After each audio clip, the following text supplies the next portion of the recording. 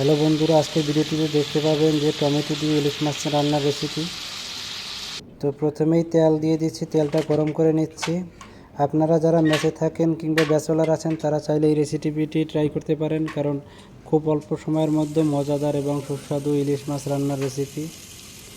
তো প্রথমে ইলিশ মাছটা ভালো করে কেটে নিয়েছি পরিষ্কার করে। হলুদ, মরিচ, লবণ একটু দিয়ে মেখে গরম তেলে এটা ভালো করে ভেজে নিব দুই সাইড।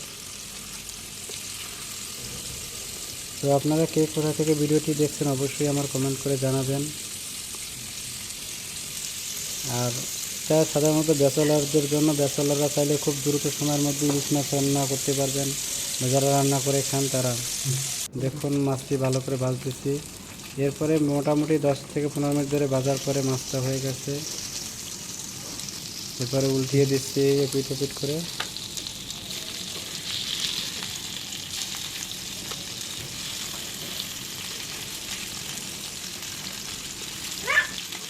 মোটামুটি ভাজা হয়ে গেছে 3-5-7 মিনিট ধরে। তারপরে এবার উল্টিয়ে দিয়েছি, অপর পিঠটা ভালো করে ভাজি করে নিতেছি।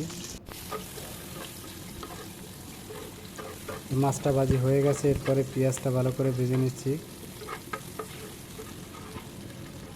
পেঁয়াজটা ভালো করে ভেজে নেবেন তেলে, তাহলে স্বাদ বাড়বে। পরিমাণ মতো লবণ দিয়ে দিচ্ছি। এরপরে হলুদের গুঁড়ো, মরিচের গুঁড়ো ভালো করে দিয়ে, যারা যেভাবে খান পরিমাণ মতো দিয়ে নেবেন। একটু 5-7 মিনিট কষিয়ে ভালো করে, যাতে করে এটা গন্ধটা যায়। এরপরে মাছটা দিয়ে দিয়েছি, ভাজা মাছটি। মাছটা ভালো করে মাখিয়ে নিতে হবে, মশলাটা যেন লাগে ভিতরে ঢুকে।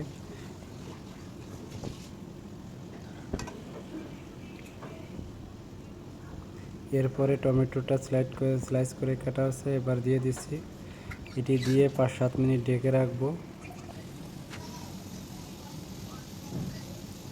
দেখুন কালারটা কত সুন্দর এসেছে। আপনারা যারা ইলিশ মাছ খান কিংবা খেতে চান তারা চাইলে এইভাবে রান্নাটা করতে পারেন। খুব দ্রুত অল্প সময়ের মধ্যে 15 থেকে 20 মিনিটের মধ্যে হয়ে যাবে রান্নাটা।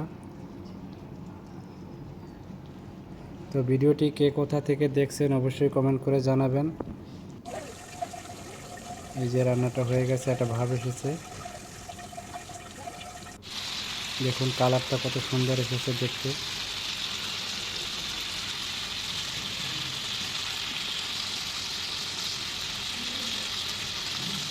তো আজকের মতো ভিডিওটি যারা দূর দূরান্ত থেকে দেখছেন কেমন লাগছে অবশ্যই কমেন্ট করে জানাবেন।